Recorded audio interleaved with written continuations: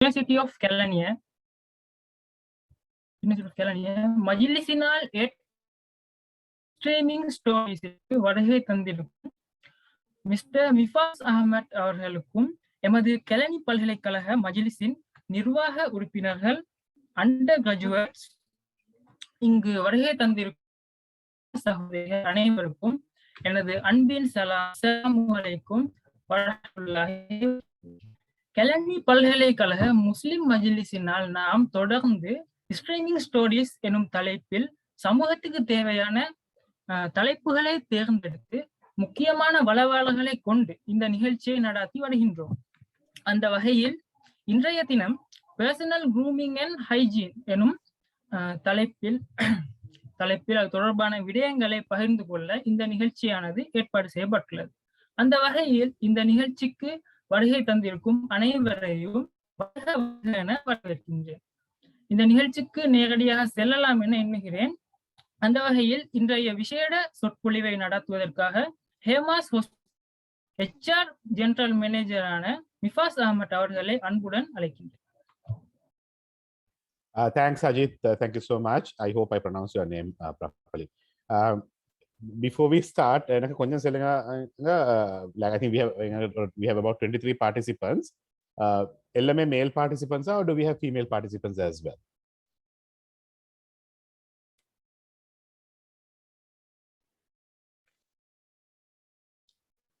We have both participants. Sir.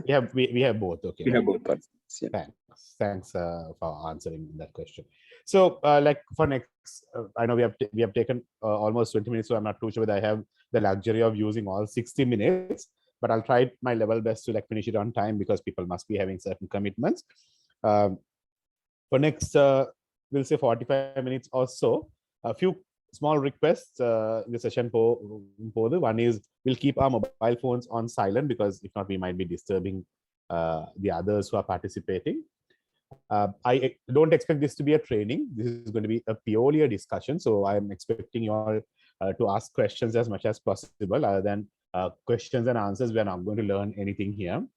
Third thing is there will be certain activities, even though it's online. There is a bit of a challenge because this is I'm trying to do a half a day's workshop in 45 minutes. So I want you all to answer my questions, attend certain activities, etc. Please, because if not, one thing is we might run out of time. The other thing is we might not get the cream of the session.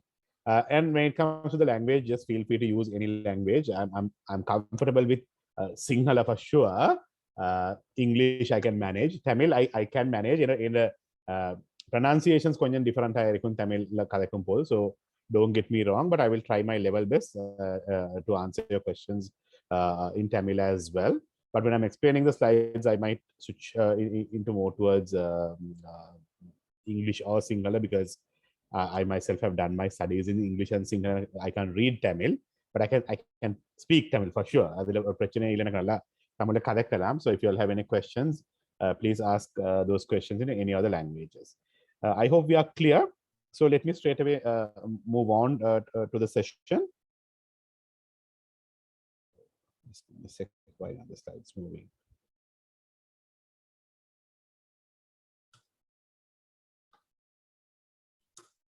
I hope you all can see my slides now. Slides yes, sir. What is the topic that you all can see?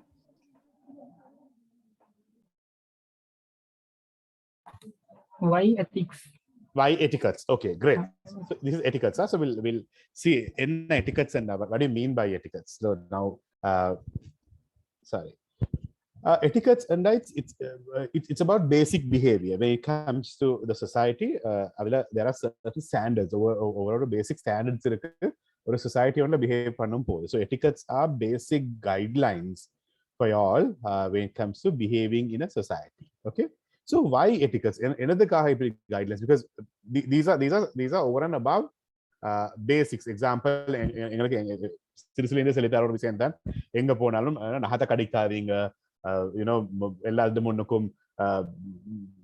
don't clean your teeth, don't clean your nose. These are very basic. I'm not going to touch on those. But for a corporate world, etiquettes and rather mukhiya. if you look at me, I started this training in 2009. 2009 till today, I'm using the same set of slides. I'm using the same set of examples. I'm using a little bit of more examples, and I'm still conducting these trainings. And these trainings are very expensive. Don't worry, I'm not charging you all, but I'm just trying to say etiquette trainings. If you look at globally, even locally, Srilanka, global in various countries, etiquette trainings are very expensive. Sariyan expensive training, but every year in almost all the big organizations, they train their people on etiquettes. So why etiquettes? In etiquettes use pandrathu. Like what is the most important factor in a business? Under free train pandrathu, there should be a return. So return on like what sort of a return a business would expect? So or why a business will go and invest in training someone on etiquettes? Your views in etiquettes?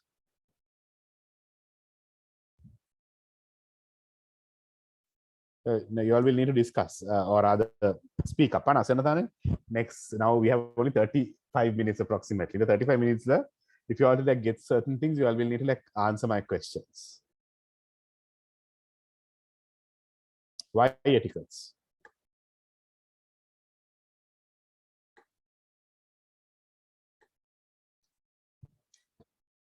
Atif or Zaki? I'm just picking names. I have two options. Either you all voluntarily answer, or I will have to pick some victims. Like I may have to like call and ask why etiquette. So why did you attend today's session? Index session, because this is a long weekend on a Sunday evening. Because we need to just maintain our professional career in a manner. Professional career in a particular manner. Okay, good. Yeah, somewhat correct, Zaki. Yeah. Anyone who would like to add anything? So professionalism. So you project professionalism through etiquettes. A good answer, Zaki. Any other views?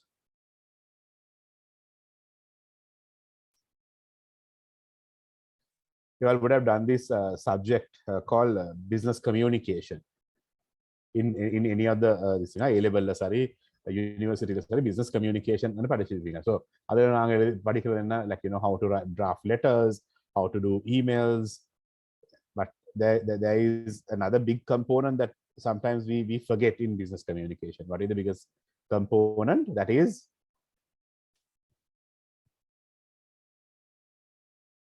what is the biggest component?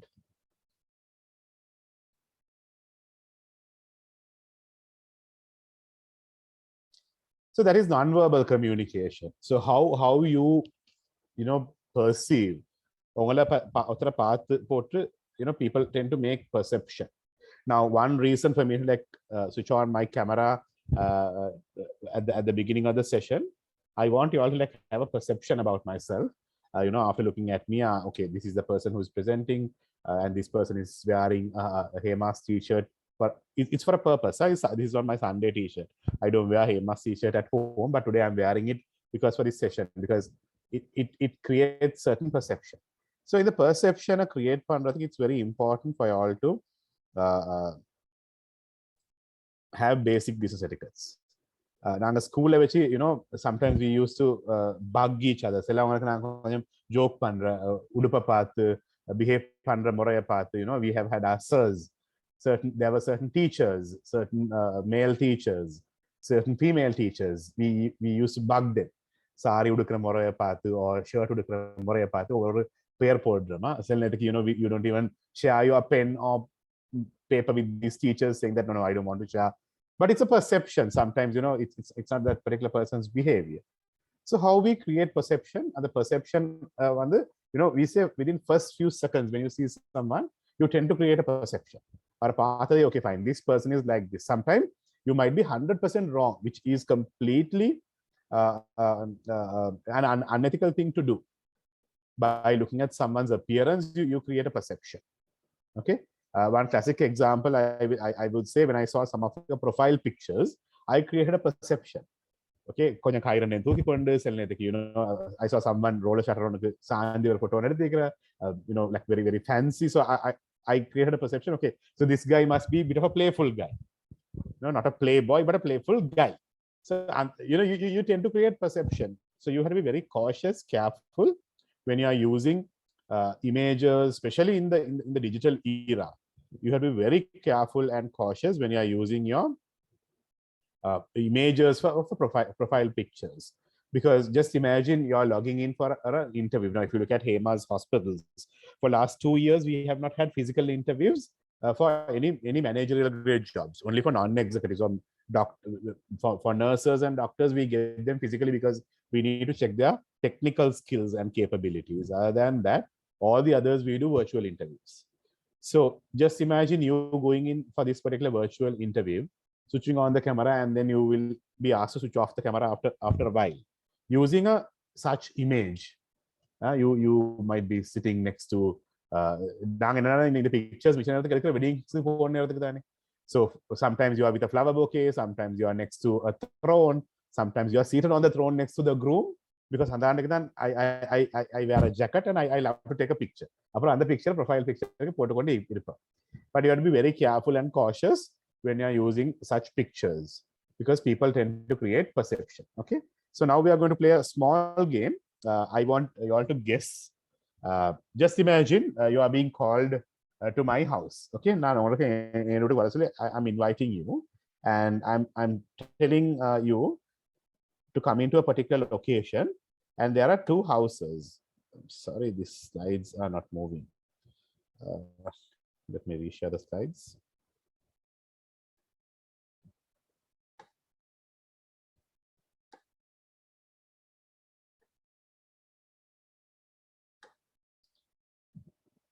Hope you all can see my screen.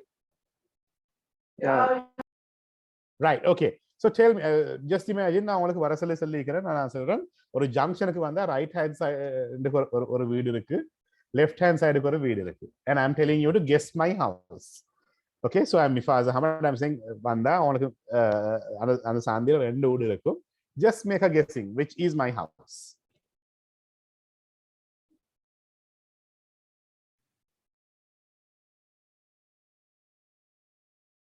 Which might be my house. இதுல எது எந்த வீடா இருக்கும்?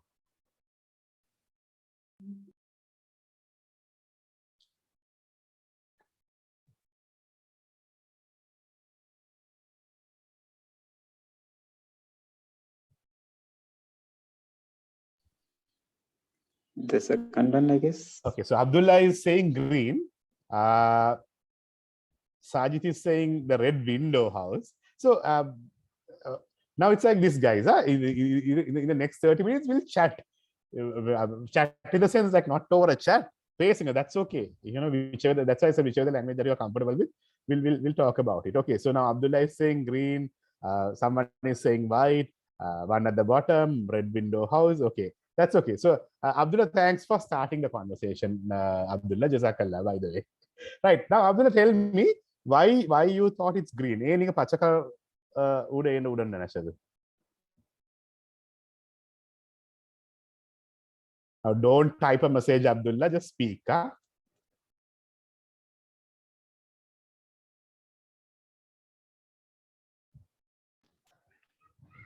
Just or guess, sir. Just or guess. Okay. Just or guess. Okay. Anyone else? I heard a female voice. I would like to hear that voice. If you have an answer for me.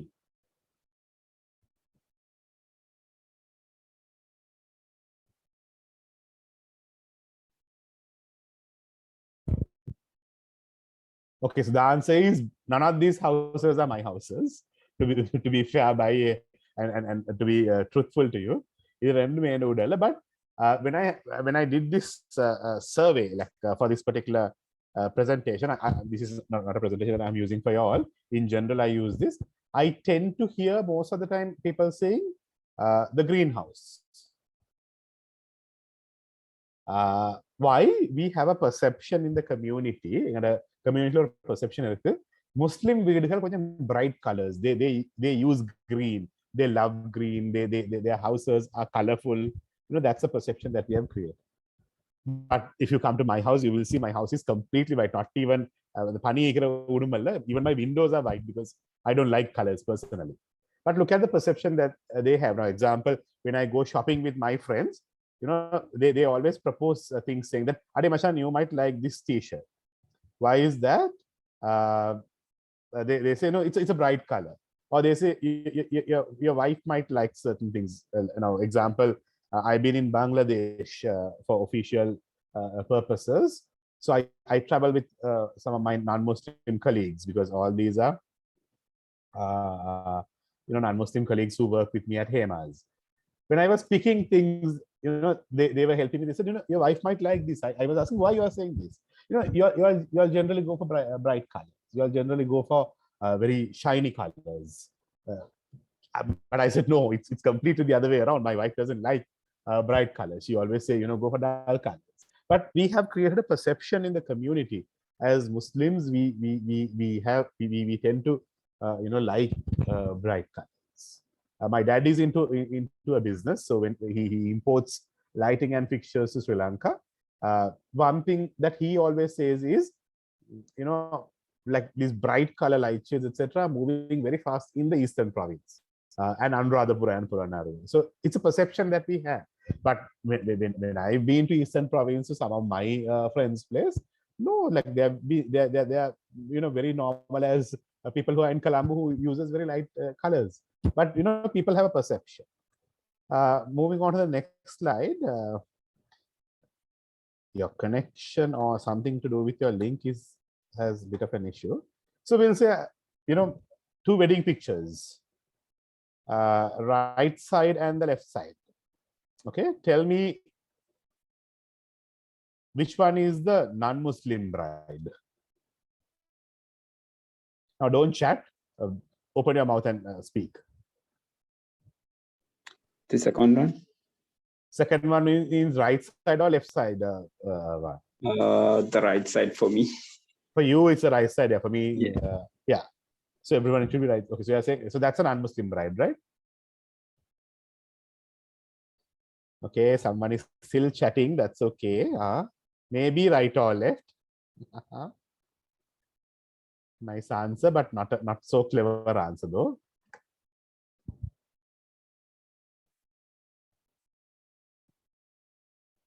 Obviously, the left one is a Muslim bride. The right one is not a non-Muslim bride. Back again. That's also a Muslim bride, just for your information. Both these are taken, of course, through internet, but when you search for Muslim brides, these two images appear. But back again, look at the perception that we have created in the community. Heavy jewelry, lot of heavily work dresses are for Muslim brides. Simple jewelry, simple colors, light colors, less amount of jewelry are for non-Muslims. So this is a perception that we are creating. So etiquette is also goes in line with this. The classic thing is, if you look at how they build the corporate image is through training their people on basic etiquettes. Why I was interested in this topic, I'll tell you a small story quickly. When I was working for Unilever Sri Lanka as an intern, like same as you all, I was an undergraduate. I was coordinating the management training program at Unilever Sri Lanka in 2008. 2008, yeah, it was 8, somewhere around 8. It was a management training program that we were running. So Unilever management training program, you get about good 2,000 CVs, but we recruit 25 people. So 2,000 CVs are being brought down to about 300-400 candidates over a telephone call, and then originally through a CV screening, then you do a telephone interview and reduce the count about another 100. 100 plus people are being called for an aptitude test. From that point onwards, it's a physical, people come, they sit for an exam, then they come and face an interview, then they go for an assessment center, then they face an interview. So there was this interesting candidate, I don't want to mention names, who was a key highlight of this whole process. இவர் வந்து assessment center was at DMICH. I can remember the entire hall was like full of people sitting for this exam. Exam normally when they are being called for this assessment center, examination center, people, because it's an interview, so they used to come well dressed, tie. Certain people were in saris or jackets, full suits. This particular boy was in a t-shirt, jeans, and a pair of sports shoes. He came, sat for the interview, scored very well in the paper. So because of that, he was shortlisted for the next round. Next round was assessment center. This was at Unilever office itself. So only about 40 odd people are being called. So these 40 odd people came, sat for the assessment center. They are being given a case study, and now they are doing role plays. He performed very well. Then on the same day, you have the interview in the afternoon. So afternoon, when we were interviewing, I was not part of the panel because I was an intern. I was coordinating these interns, candidates. I was telling them, these are the rooms. So I was inside a room assisting the interview panel with the documentation. So this candidate is walking in. Kandade, like overall among the 40 people, he's getting highlighted because he's in a pair of jeans, t-shirts, sports shoes. So he's continuing to wear this. All the others are in full suits, jackets, ties. That's how they come in for the assessment center. So this candidate faced the interview. He did quite well because I heard what are his answers. But the last question from the panel, or one panel member was, it's very nice to see you in this attire. You look very different compared to others, but aren't you feeling uncomfortable? This was the question. So candidate answer was, look, I was trying to come in a pair of shorts. My mother is the one who told me to come in a pair of jeans. So as an intern, I'm just thinking, wow, what a out-of-box thinking, very creative, very, very passionate. So I'm just assuming this candidate is going to get selected. So in general, what happens is after all the interviews, we sit, we discuss. So now back again, I'm facilitating the panel, collecting the shortlist and see this guy is not shortlisted. So I turned up to the panel as an intern. I said, just out of curiosity, why you all didn't select this particular candidate? One good answer came from a very senior manager there. He said, look, he must be very creative. Would have tried to show that he is out of the box thinker, but he should know the basic principles when it comes to a professional meeting. If I recruit him and if I ask him to go and see a client of mine tomorrow, and if he is going to get dressed like this, and if he is going to take things very casually like this, that is not going to work for a company like us. So it was kind of an eye-opener for me. I was thinking, oh, if I was in the panel, I would have thought completely in a different way. But now, after that, after almost 12 years now, I interview like people day in, day out. First thing that I see is how people carry themselves. Are they professional? Are they groomed enough? Are they carrying themselves well when it comes to a business meeting? So it's very important for you all also to maintain a professional image. So that's why companies also train these people after spending millions and millions, because at the end of the day, it's not about the building or the typical brand that they have. When these people go out of their companies for meetings, even when they're traveling to work, there is a perception how these people are dressed. So that's why we love certain companies for us to go and work for. So soon after that, since I was an undergraduate, I started my research for my bachelor's degree, whether there is a direct link between the candidate's grooming and the hiring decision. So H0 was, there's no decision, there's no direct connection. H1 was, there is a direct connection between how people carry themselves for an interview. The relationship was very strong. It's a pretty strong relationship that I noticed. I picked various companies, companies with religious background. At that time it was, so I picked Amana Bank, Sampath Bank, HSBC Bank, part of my sample. I picked companies like Unilever, Haley's, companies like, very casual companies like advertising agencies, because they anyway come in very casual dress. But still, the research showed me that there's a direct connectivity or rather strong connection between how people carry themselves versus the hiring decision. Sometimes we might make even a wrong hiring decision if we go purely based on the attire, but people don't go purely based on the attire, but attire and the grooming plays a very important role. So that's what we have to keep in mind. Okay, when it comes to how you carry yourself and how you project yourself in a public forum. Okay, and okay, now I have a question. I hope you all know this brand. It straight away says Siddha Leppa. One person tell me if this particular brand was a person. Okay, இது வந்து just imagine Siddha Lepra என்ற brand வந்து brand ஒன்றல்ல ஒரு a person. What would be this person's gender, age, and what this person might be wearing?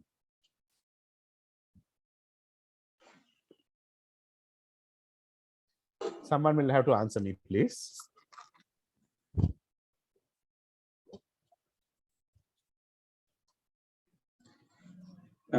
So can I? Yeah, please go ahead. Yeah, Answer he's like an old guy, and he's wearing. Vayasali, okay. Yeah, he's wearing some classical uniforms. Okay. So, and also he's a man. Shirt. Yeah, he's a man. He's a man. Sarangana Okay, shirt. Yeah. Right, Probably okay. Sarangana shirt. Right. Someone else tell me, if you when you see this brand, what is the perception that you have?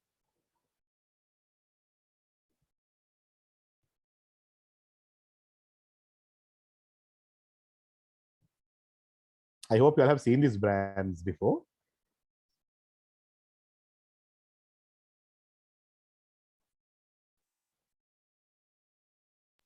Am I audible? Yeah, I can hear Okay. you. Go ahead.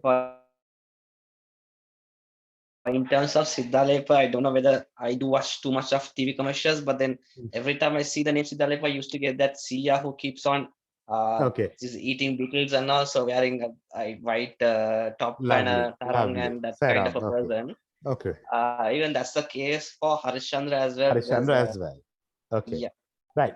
Just don't mute. Can you recognize this logo? Yeah, HSBC. Right. Okay. Now tell me if HSBC is a person. What would be that person's age, gender, and what would this person be wearing?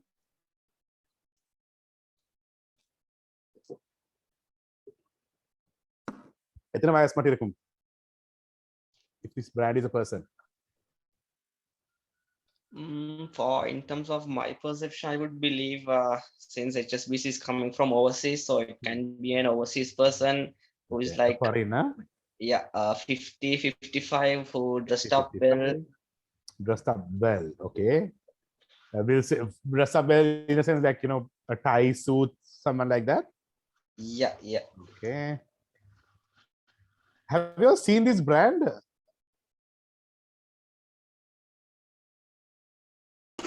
Yes. Earlier days. Earlier days, very good. I thought like I'm pretty old, so no, I'm still in that particular age. So if this particular brand is a person, what sort of a dress this person must be wearing, and what is the age? Be a young age guy, and he might be wearing a coat suit or coat kit because it's black. Okay. And red. This brand, I'm pretty sure you all must be knowing. If this brand is a person, what sort of a dress, male or a female, and the age?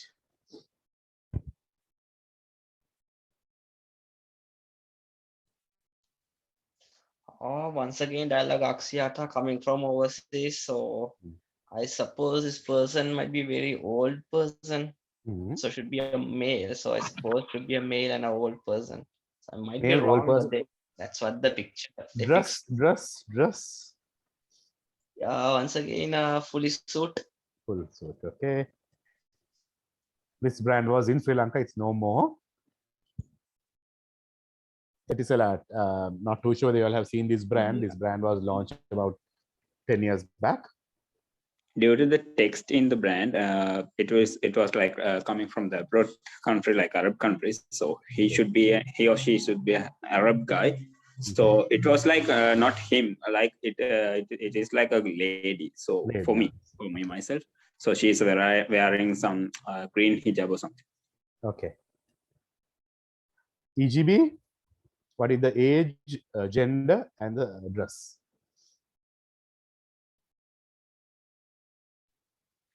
Once again, so I keep on talking EGB as it sounds like EGB. What it says as EGB network Camepa, and this have this Kottu kind of thing. Therefore, I should be a male and someone like 40s, between 30s, 40s. So 30s and 40s. that's Male, right. dress.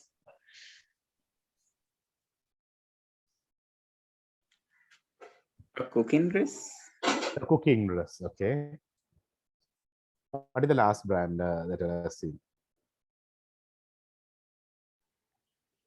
Is it Coke? Okay. So it's Coca-Cola. Okay.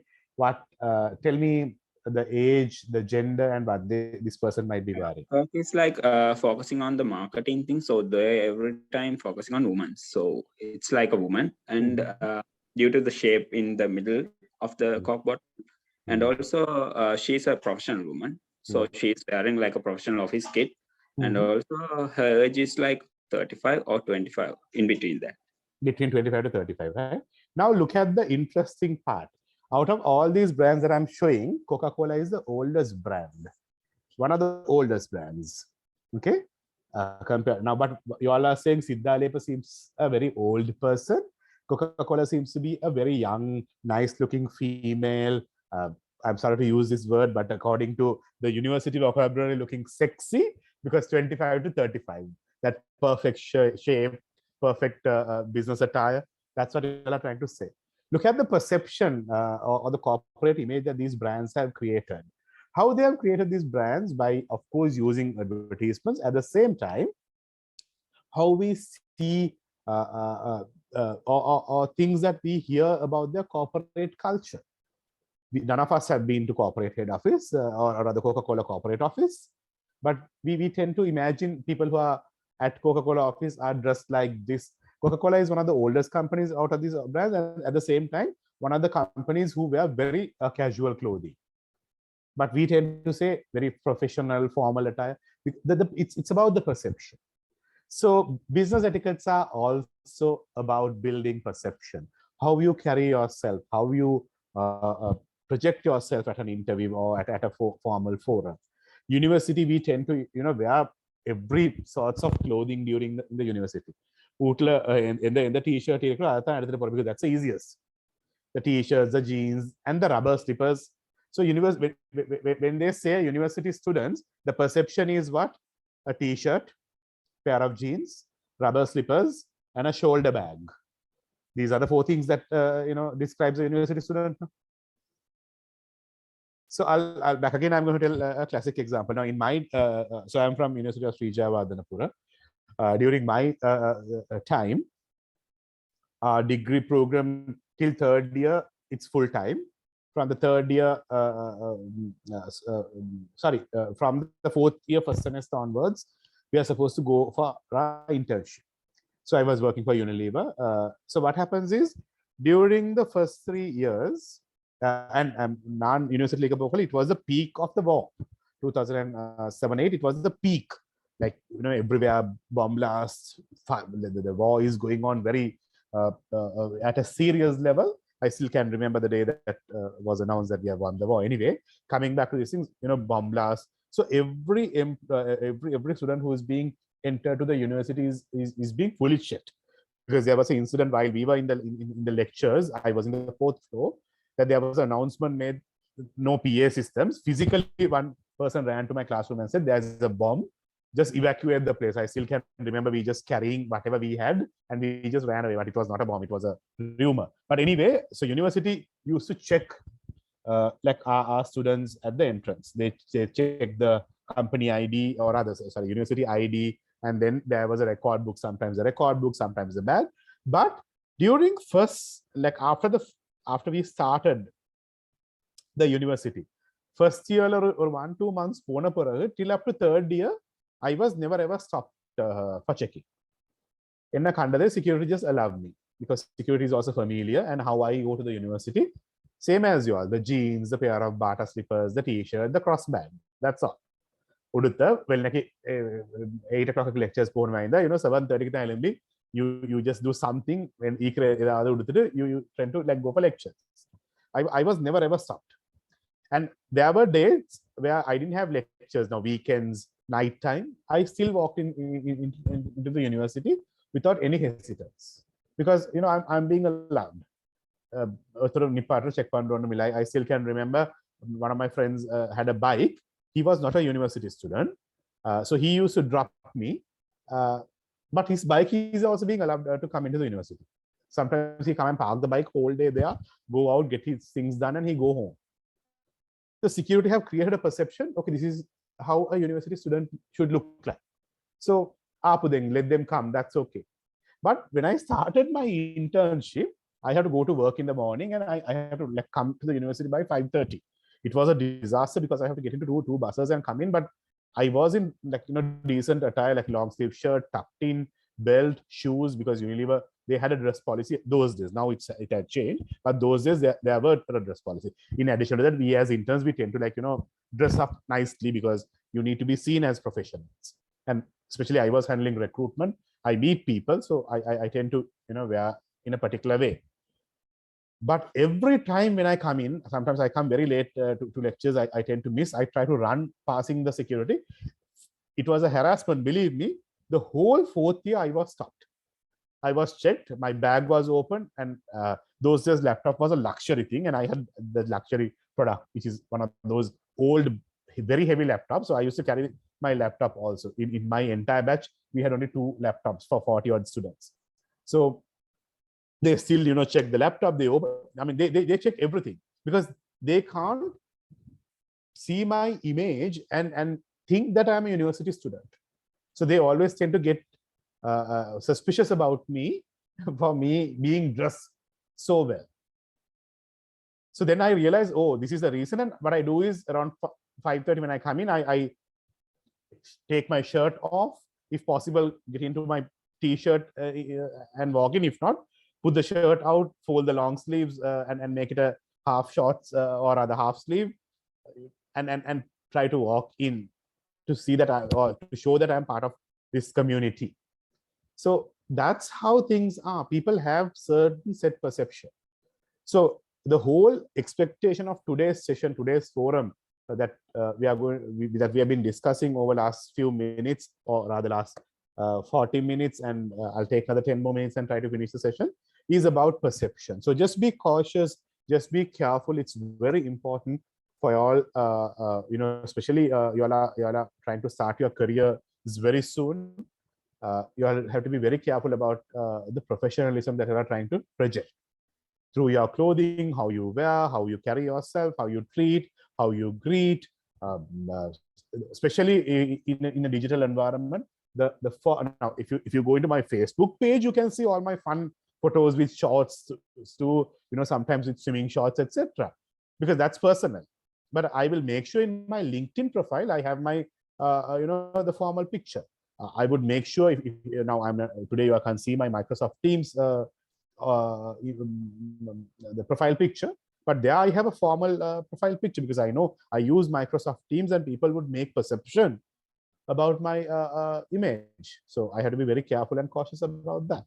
So just be cautious and careful about your the image that you are trying to create in a meeting, because at the end of the day, that first few seconds, people tend to create a lot of perception, and that will be the long. So we say the first impression is the last impression, which means the first few seconds when we create an impression, that would be the long-lasting impression that we are going to, maintain. So you have to be very careful, cautious how you carry yourself to a forum, to the society, etc. Okay. Any questions so far? Right. So we'll start with few basics. Handshakes. All of us are compelled to do handshakes in corporate world. Few things that we have to keep in mind when you're doing handshakes. Have a good eye contact. Just main eye contact in the sense, it doesn't mean looking at the eye of the other person. It's looking at the forehead on that particular area of that particular person and doing a strong and a firm handshake. Who should initiate a handshake? Is it you or is it someone who is inviting? There are few basic guidelines. In the hierarchy, like we'll say a junior and a senior, we'll say tomorrow, the corporate world, when you go into a corporate setup, your CEO is meeting you. So he is supposed to initiate. In the hierarchy, he's senior. He's supposed to initiate. When it comes to gender, we'll say, okay, now we have few females, you said. You're meeting a female colleague, both are parallel, both are working in the same organization. You all are supposed to treat and greet by doing a handshake. Who is supposed to initiate the handshake, male or a female?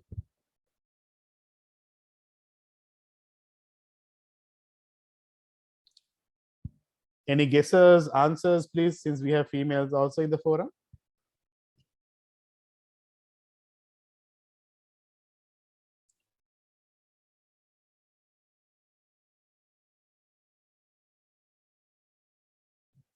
Hello, I hope you all can hear me at least. Yes, sir, we can hear you. Okay, so now tell me, there is a female and a male. You all are meeting in the office environment or in a corporate environment. You all are supposed to do a handshake. Who is supposed to initiate the handshake? The men will be Men is supposed to initiate the handshake. Why is that? to respect women. Respect to women. Wow, I like that answer. Atif is saying female. Atif, if you don't mind, can you switch off in your mic and say why you are saying female?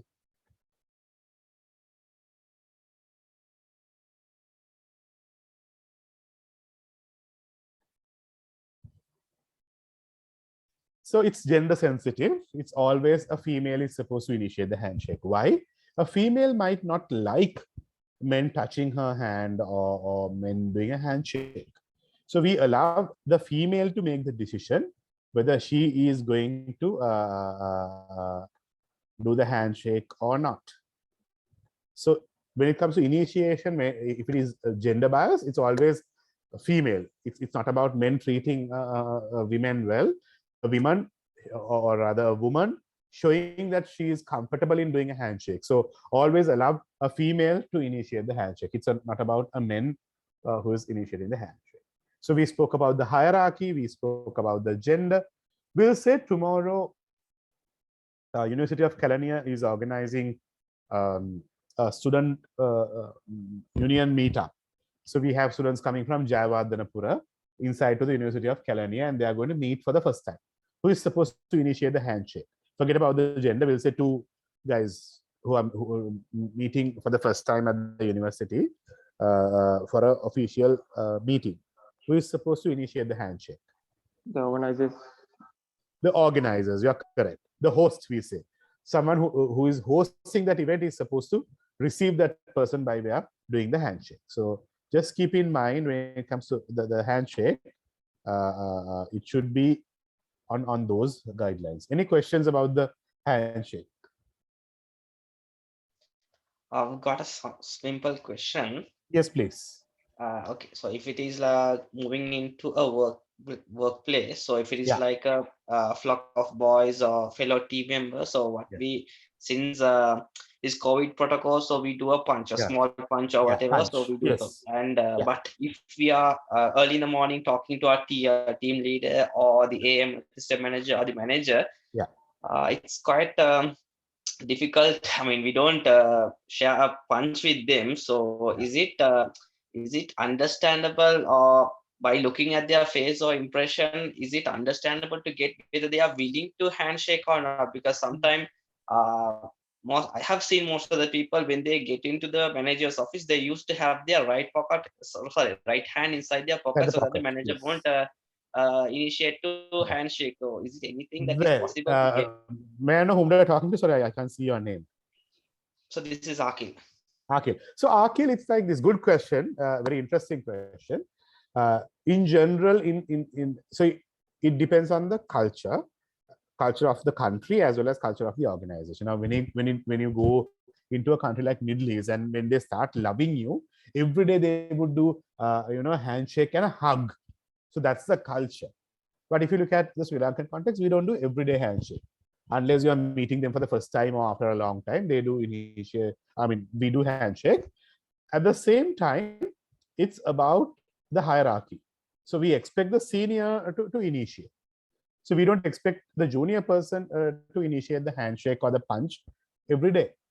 But if there's a requirement, like to celebrate something, you need to do a handshake, but now you don't do handshake, you do a small punch. Back again, you know, the senior person is supposed to initiate that. You can't go and initiate because in the hierarchy, you must be the junior. But for a parallel person, someone who's at a parallel level, someone at a colleague level, you can initiate the punch. And also when you're doing the handshake or punch, we use the right hand. And left hand is supposed to be where you're supposed to keep your left hand. Left hand or kalatula, or where do you keep your hand, left hand?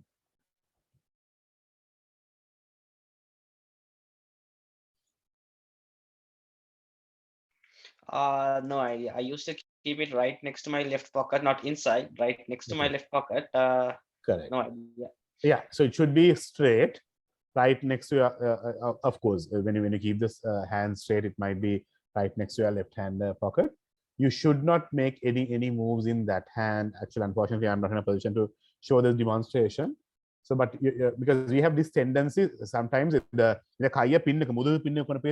tend to bend to show more respect during our school time. If you look at most of the pictures, principal get a certificate.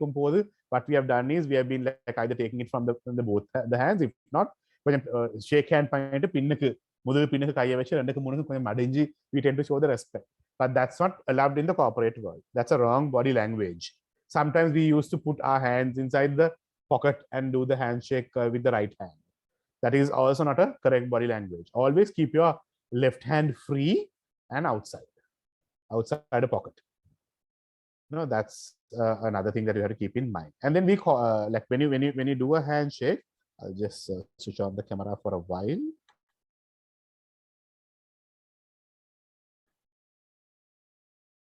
We used to do this. Okay, we call this a puff. If it hand the shake, we used to call a puff. How many puffs are recommended in a handshake?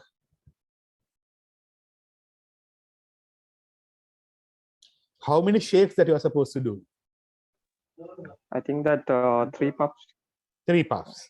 Any other answers? According to the person. According to the person. What do you mean by that?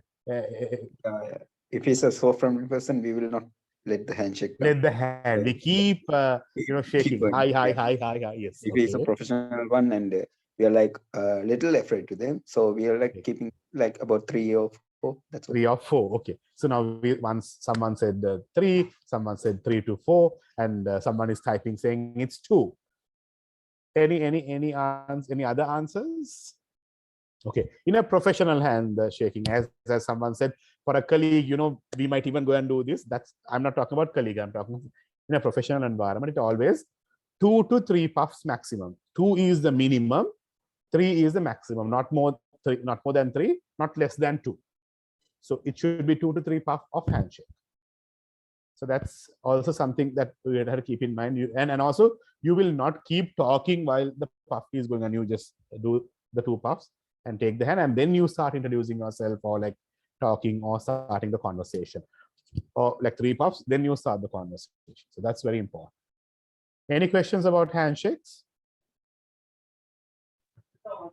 And when shaking hands, there are some techniques like gaps between them and eye contact, like a small smile. Can you share like? Yeah, so as I explained to you before also, it's very important. Eye contact doesn't mean looking at the eyes. It's looking at this particular area. So just, you know, keep a straight eye, and in the area is the eye contact. So you maintain the eye contact while doing the handshake. That's very important. Second thing is, like, you know, as I mentioned, you don't keep doing the puff. So that's another thing that you have to keep in mind. What is the distance? You know, when you're doing a handshake, what should be the distance that you're supposed to maintain? Nowadays it's 1 meter. If it is not COVID, what is the distance?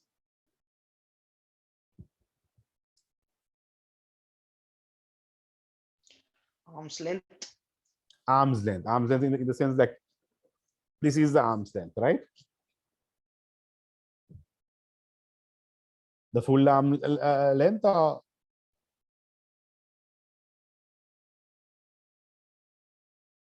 So it's not the full arm length. You don't have a straight hand like this when you're doing the handshake. It need, and at the same time it's not 90 degrees, exact 90 degrees. You don't do handshakes. You have a free move between a 90 and a 180 shake.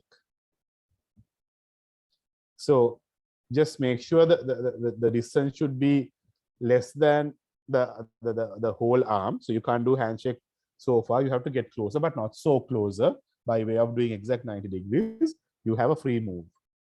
So the hand or the arm will look like this. In this particular angle, you do the handshake.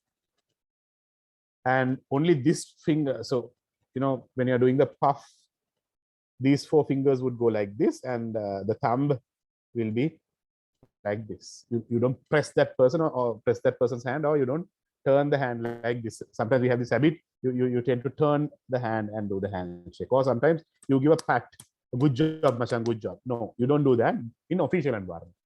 Personally, you can always pat, but in official environment, it's only in a handshake. But there's something called president pat. President pat is you do the handshake and then you do a small pat to the back like this. You do the handshake and then you do a pat to the person who's in front of you, a small pat.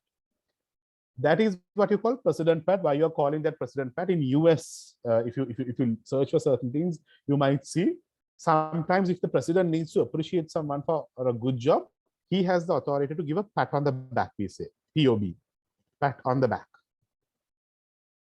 Good job. But you can't do that because it should come from the hierarchy. Example, your senior lecturer or your vice chancellor can do a pat on the back. You can't do a pat on the back to your vice chancellor saying that, sir, good job. This time the university ranking had gone up. You can't do that. For your supervisor, you can't say good job and do a pat on the back. No, you can't do that.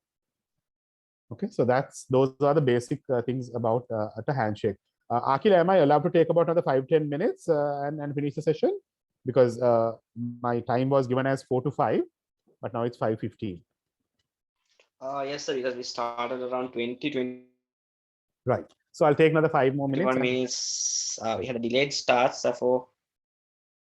Great. So I'll take about another 5 minutes and we'll try to finish it because it's not fair by others. And then if you're in a forum, if you're being given a company ID or if you're being given a name tag, where it's very important. Why is that? People should recognize you by your name. As much as possible, they should start talking to you by your first name. So it's very important for people to like know your name. That's why people are being given a ID or a badge or a ID. So where that it's very important. In a forum, we'll say if it is an official forum, especially like when you go for cocktails, cocktail parties, dinner parties at office, you get a welcome drink when you're entering a hall.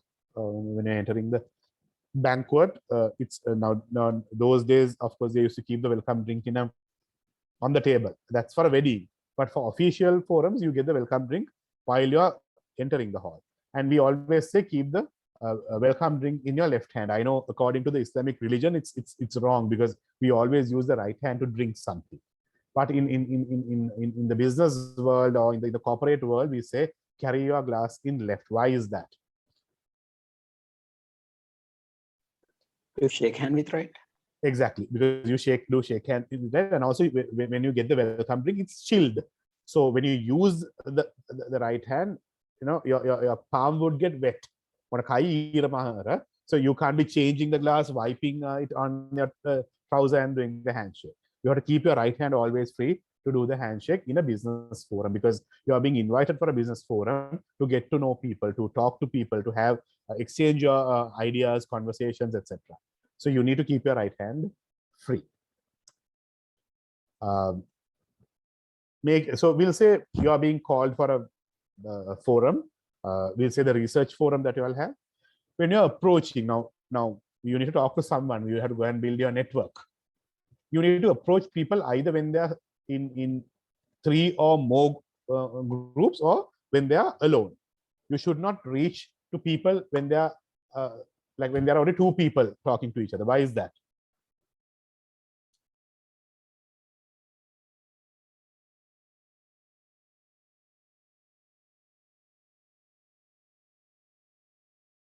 Now, you all will have a certain forums, right? Like that, especially, of course, when you go into corporate world, you will have those type of forums almost every month or so. But even in the university life, now I can remember we did the ICBM, International Conference on Business Management.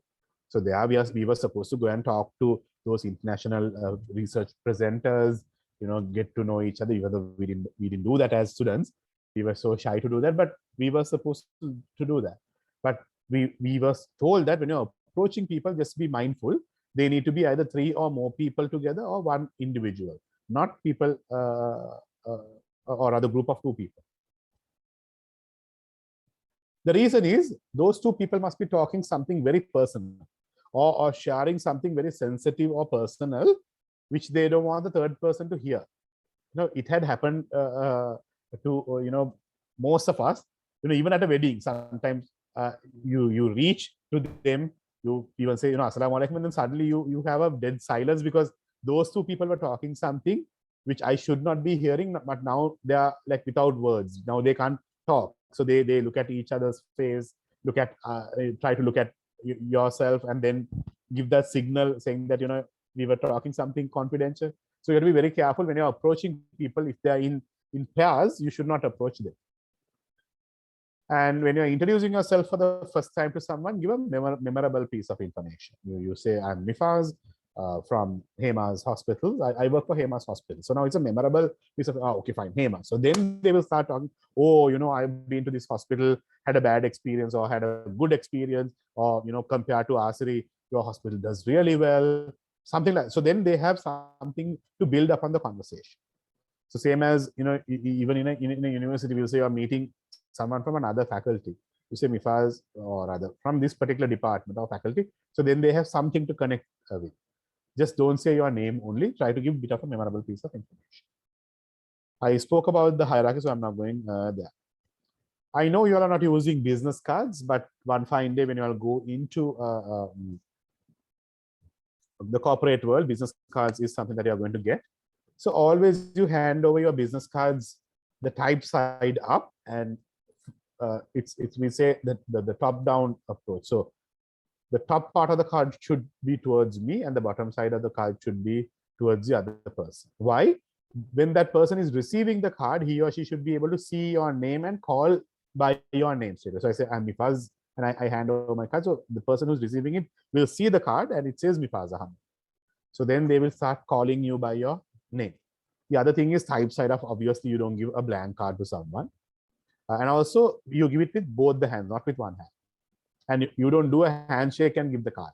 It's always with both the hands, because you show respect towards the other person. It's both the hands and a small bow, not a big bow like this, but a small bow. You do a small bow to show the respect. You do like this. That's how you handle your business cards. Any questions?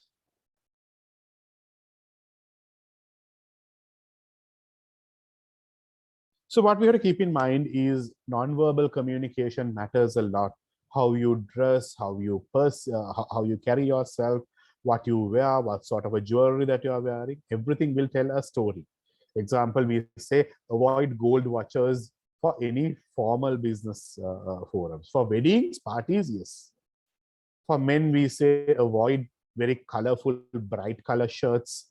Have you ever seen Barack Obama or even the current Donald Trump, the president, in a bright color shirt in an official forum? No, they always come with a white shirt with a contrasting color tie, or a tie which is similar to the shirt color. They don't go for a very bright colors.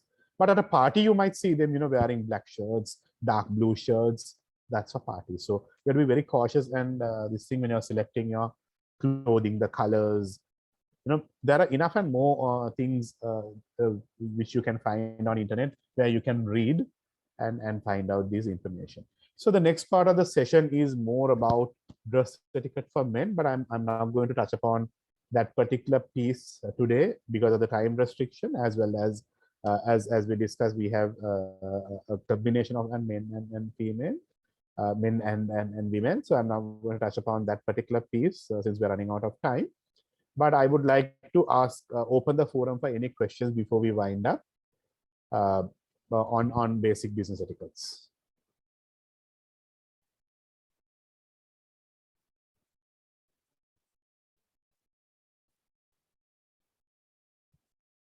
Well, if you all don't have any questions, you all have been a very, very silent audience, which is not a good thing, which I don't enjoy the most, but it have been made, it have made my life easier, because less questions means less amount of challenges, less amount of talking, and you feel like you're done, but which in general I'm not so happy about. But if that is what the forum requires, we'll call it a day and we can wind up the session.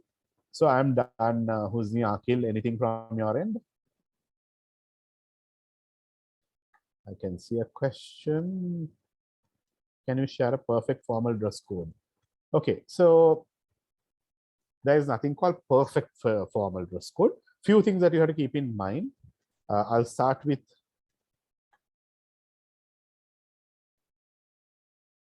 okay.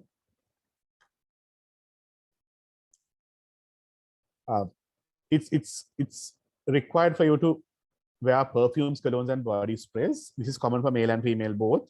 Okay, just tell me, what's the difference between these two? Not the brand, product. Deodorant and body spray. Deodorant and body spray. Are you applying both these, or are you applying only one of these? For me, myself, it's one of these. One of these, okay. What's the difference between this one and this one? Or perfume and a body spray. So one is a perfume, or we call it a cologne, and the other one is a body spray. Do you apply both these or one of these? The same. One of the these. same, one of these. Okay. So what you have to be careful is these three products does three different things. It's not in the world they sell it for the sake of selling it. How you apply, how you use these things will vary from product to product. Okay. Deodorant is about fighting against bacteria or fighting against your sweat. Male and female both, we apply it only in the underarm. So idila nadakra purpose, idala nadakadu. So you can't use this instead of this. You have to use this and this if you are using. If not, you can avoid this, but you can use this as your deodorant, because that is one of the most sensitive areas where you have a lot of excess sweat. So you have to, first of all, when you're buying a deodorant, make sure it has features, antibacterial features. It should fight against your sweat bacteria. But don't replace this with this. Now, example, if I have a body spray, you apply on your body or on your shirt. Zaki, you are the one who said you apply one of these, right? Was it Zaki or Husni? Yes, I am. Zaki, where do you apply this particular product?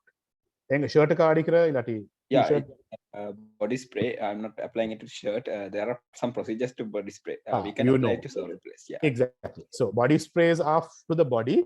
This will give you, technically, this will help you to maintain the fragrance and the freshness.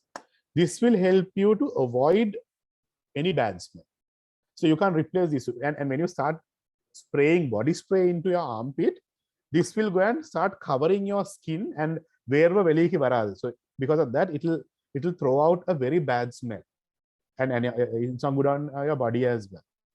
And certain members I know, or people, even I've been doing the same mistake.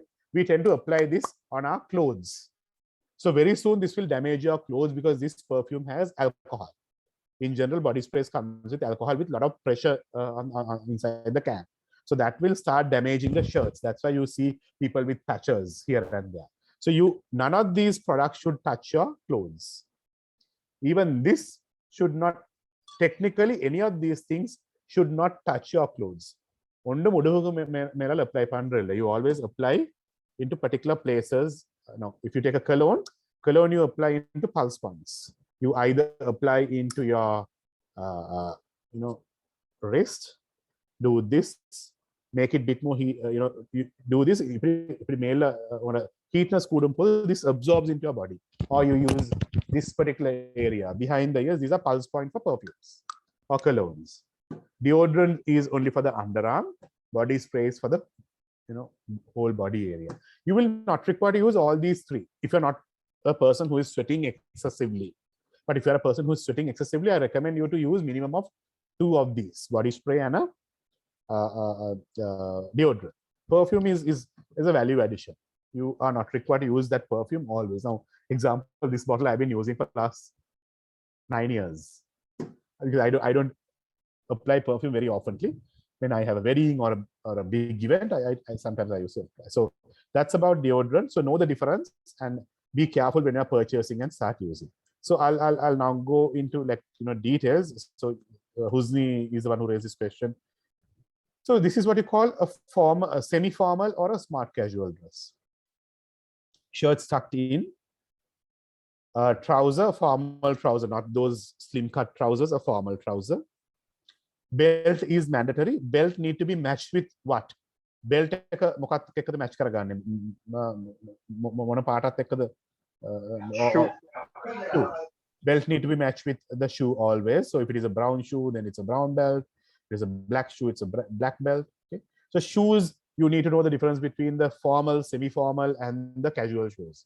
You should never ever wear your casual shoes for formal wear. Example, now these days we have flip-flops, very, very fancy casual shoes, where you can see models are wearing, tiny trousers with a big gap, and then you wear a casual shoe. That is for fashion, for weddings, not for formal or office wear. Office wear, it's always need to be a semi-formal or a formal shoe. The difference between semi-formal and a formal shoe: a formal shoe will have a lace, semi-formal will not have a lace, but it has that formal look.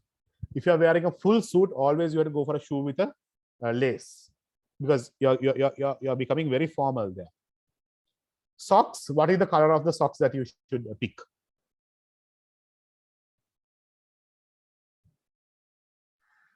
According to trouser. According to the trouser. Either the shade of the trouser or one shade darker. Trouser day color, sorry, trouser and or shade dark. Example, if the trouser color is charcoal gray, you can go for a black socks. If the trouser color is ash, you can go for a charcoal gray or ash color socks. Either the trousers color or one shade darker. Good. And there are various types of socks: sports socks, half socks. Now you have these half socks, it's invisible. Those are not formal wear. Those are for fancy, casual, party or sportswear. So, and also the socks length. When you raise your leg and put it on top, trouser மேலுக்கு வந்தா socks the why விளங்கப்படாது. Socks should be that long. Cufflinks are value additions. You put a nice cufflink. It's not mandatory for you to have it on a formal, but it's a nice thing to have. Wristwatch, back again, if you are wearing a wristwatch, it should be a wristwatch, okay? Not a palm watch, inga tongra watch or inga podra watch on the leg. It should be in your wrist. Fitted well, not shaking. When you do this, watch should not run here and there. And pick a formal watch, not a sports watch that you use for your gym or for your running sessions. Wallet, it's make sure that you carry a decent wallet. Sometimes you might be thinking wallet in a prachina, pocket. Yeah, but when you go into a office or somewhere, you might have to pull out that to give your ID to get a visitor's pass. So when you open that will show a lot of things about you. I've seen in supermarkets, guys are, well dressed. They have forgotten about the wallet and they carry that wallet or a tunda tongara cards. So the perception that you create to the cashiering girl, sometimes that cashiering girl may try to talk to you, sir. Then she forgets to use the term sir, because she sees the purse or the wallet that you are carrying. So it's very important to maintain a clean wallet, a properly shaped wallet with proper pockets. Handkerchief is not mandatory, but you can carry if you are someone who's excessively sweating, have that as a backup. So this is about the smart casual. When you say office attire formal, the difference from the previous thing is you bring in a tie. So the tie length, what is the appropriate length? Tie எவ்வளவு நீளமா இருக்கணும்?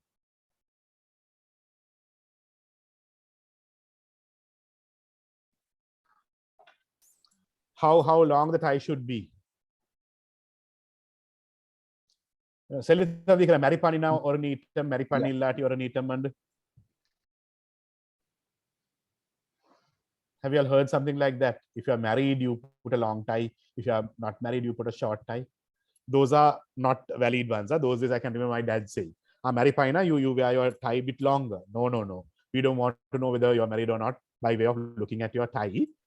So always when you wear a belt, either the tie should stay on this particular point, the buckle or at least up to this point, half the buckle full in the point at this particular point. Or short, it should stay on this buckle. Now, can you all see in this image that I am sharing? It had come up to halfway to the buckle, but it had not covered the whole buckle. That's the length of a tie. Yeah, someone is saying up to the belt. Yeah, you're correct. Right. Then moving on to the next type of attire, I'll just show you quickly.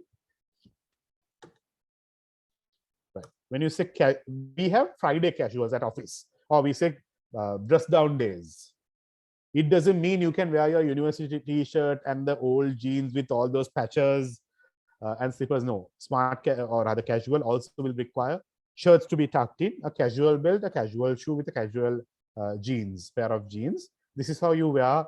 You can see the image. That's how you wear a Friday casual to office. You don't go in, all fancy attires with all the brands saying University of Kelaniya, University of whatever. You don't go there. Okay.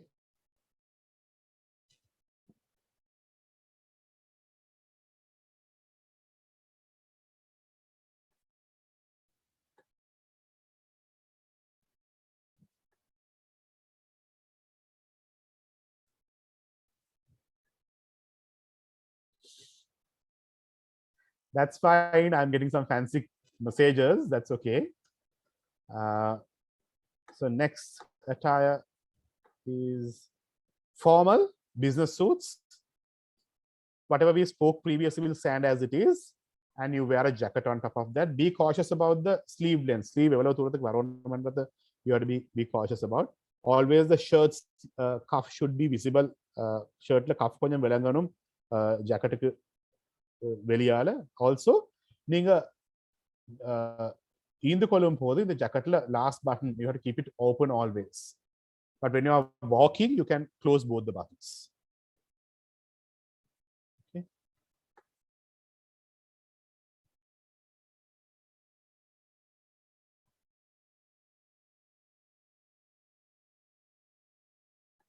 What else?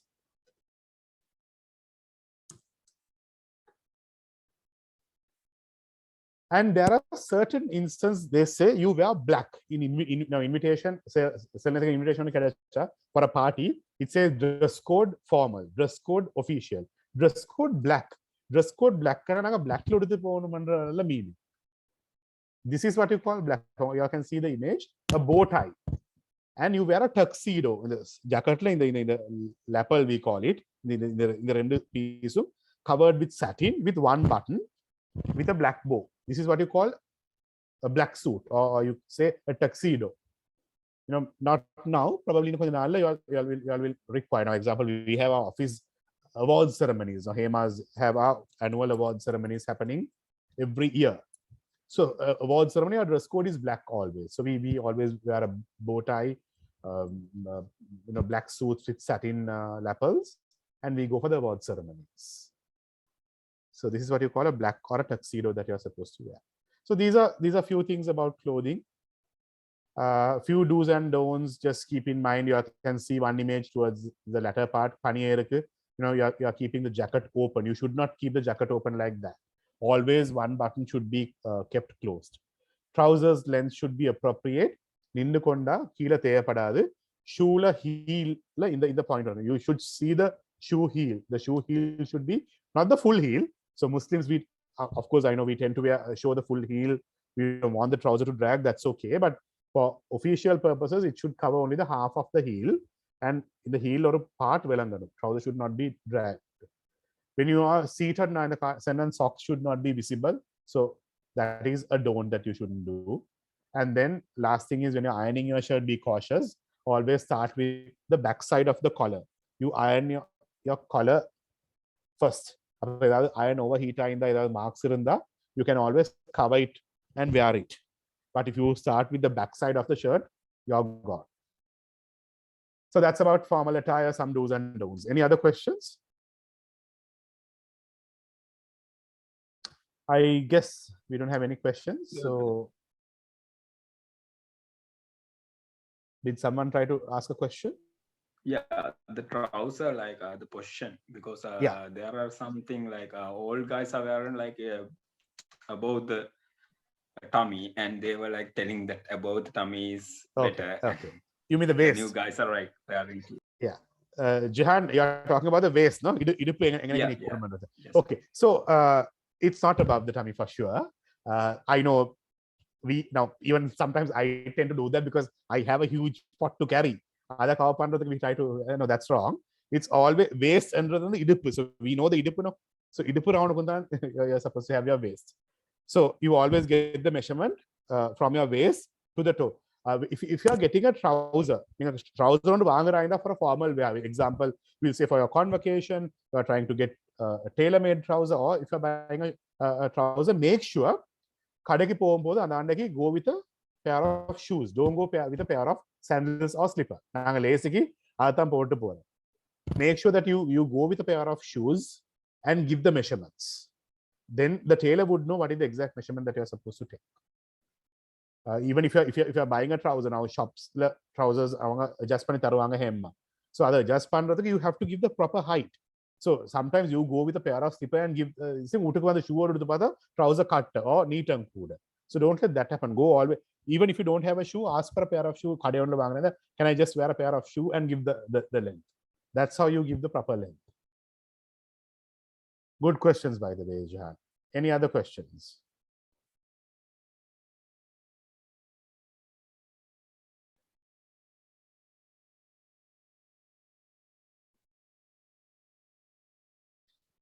So if you don't have questions, I shall wind up the sessions. Thank you so much for being such a wonderful audience. Thanks.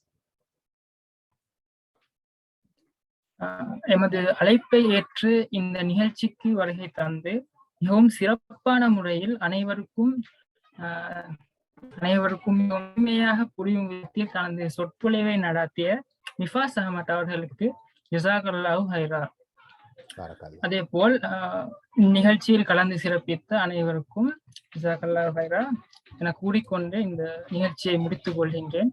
சுப்ஹானக்கல்லாஹு வபிஹம்திக அஷ்ஹது அல்லா இலாஹா இல்லா அன்த அஸ்தக்ஃபிருக வ அத்தூபு இலைக்.